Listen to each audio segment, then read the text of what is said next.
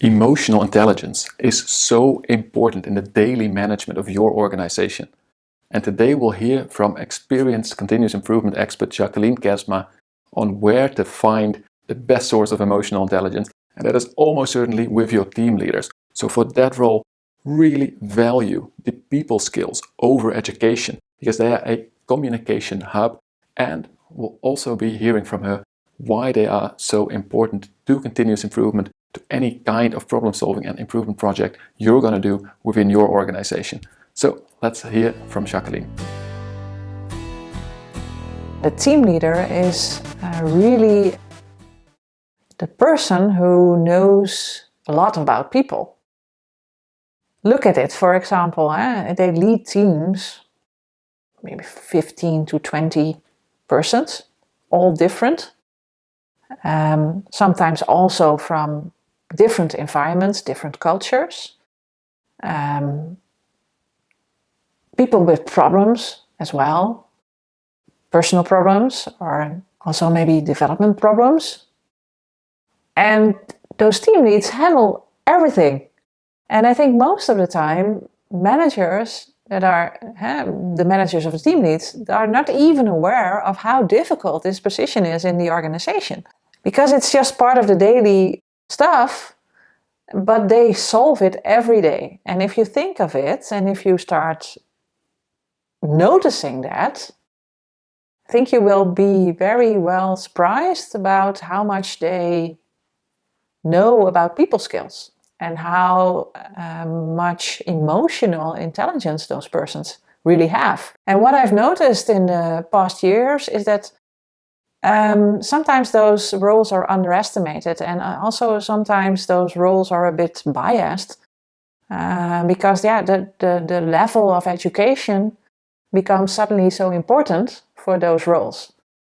And I think it's more about the level of emotional intelligence you have if you are fit for those positions. Because it's not only your own team that you're focusing on, you also have to get along with the other teams. Because you have, of course, most of the companies work in shifts. So you have like 5 shifts, 5 teams. They have to all do the same things.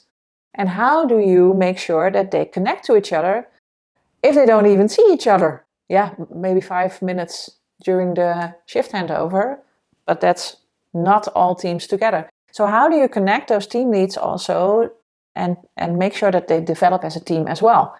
And how do you create ownership in which you make sure that one of those team leads is, for example, owner of breakdowns, is owning the development of that topic and making sure that he's also connecting with the other team leads in this process. So if he discovers something, sets the new standard, he also can say to the other colleagues, hey guys, this is the way we're going to do it from now on.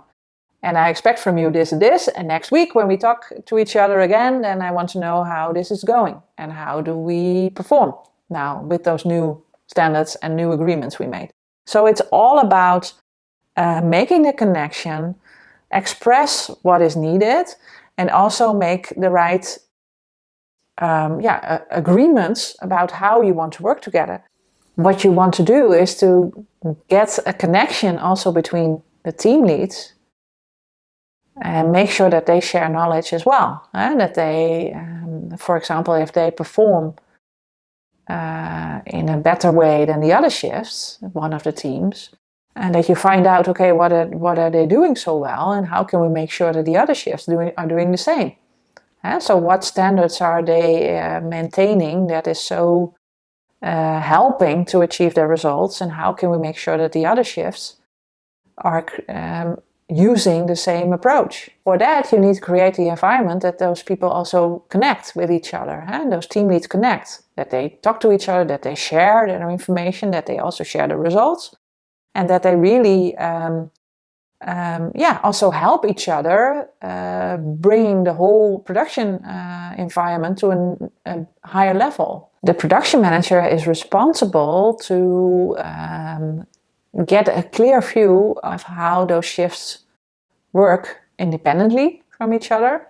If there's a difference in their results, for example, on certain topics, and have a dialogue with those team leads or at least spend time with them in a group to make that visible and to discuss it. And what are you doing so well in your shift? And what can other shift leaders learn from you?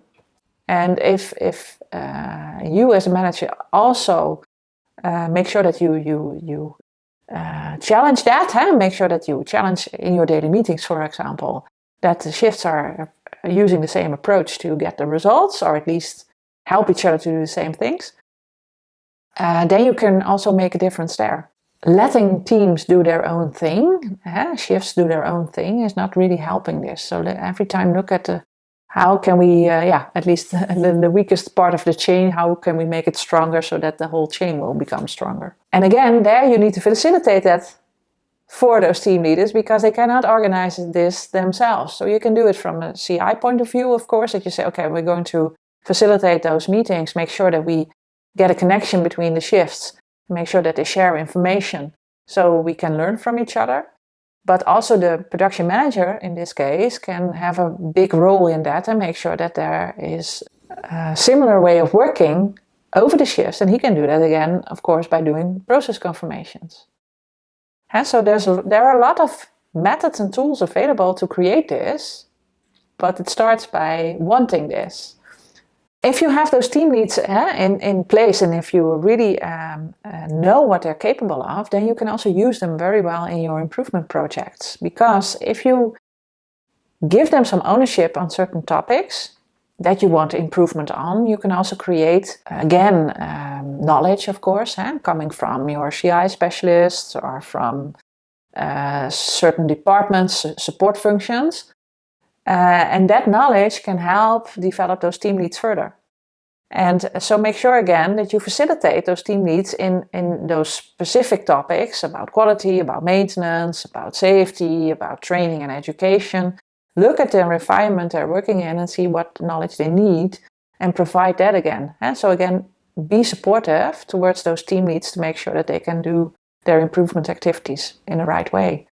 And if you support them, they will make time for you.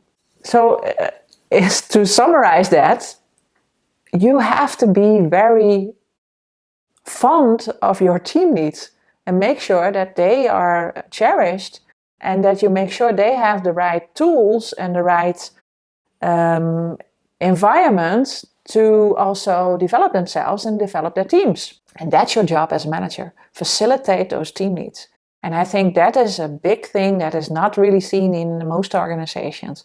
And of course, it depends on the level of each team leads and depends all on the level of what environment you're producing in. And that is all depending on what is needed. But look at those people and see what they need at their level. And don't just make it just a one-size-fits-all program. Listen to the people, listen to what they need, and provide them with the right stuff so that they can do their job. And then you will have gold in your company. I'm sure of that.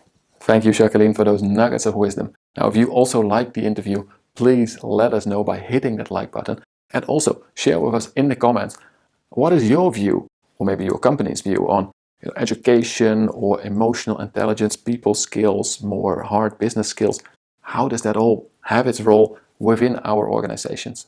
If you want to know more about Jacqueline, go find her on LinkedIn. She'll be happy to connect with you. Or if you want to work with her, this is for the Dutch market, go to stick.nl, that is stick with double C, to learn more about her work and the options of collaborating. Now, for now, I wish you the best of team leaders in your organization. And as always, don't forget to enjoy the continuous improvement journey.